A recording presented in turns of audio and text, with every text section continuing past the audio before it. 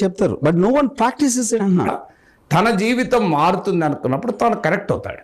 తన జీవితం మారదన్నప్పుడు ఈవెన్ అంబేద్కర్ కూడా హెచ్చరిస్తాడు, మనం ఈ రాజ్యాంగం ద్వారా అద్భుతమైన తమ ఆకాంక్షల సాధన కొరకు భారత ప్రజలు ఆశపడుతున్నారు. అది సాధ్యం కానప్పుడు మనం నిర్మించుకున్న రాజకీయ వ్యవస్థను ఆ ప్రజలే చెరిపి వేస్తారంటాడు. ఎందుకు ఇవాళ దేశంలో ప్రపంచంలో అనేక దేశాల్లో తిరుగుబాట్లు జరుగుతుంటాయి? ఎందుకంటే వాళ్ళంతా దేశద్రోహులు కాదు. నా దేశంకు నాకు మధ్య ఒక డీలింగ్ అయినప్పుడు అది డెఫినెట్గా అది ప్రమాదకరంగా మారుతుంది. అది వ్యక్తికి నష్టము, దేశానికి నష్టం. అందువల్ల common destiny of India is the destiny of the people.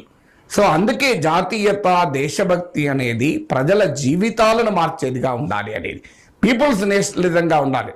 Unfortunately అది లేకుండా అది ఒక సింబాలిక్గా, సబ్స్టాన్షియల్ నేషనలిజం కాకుండా సింబాలిక్గా, అబ్స్ట్రాక్ట్గా ఉన్నప్పుడే ఈ సమస్య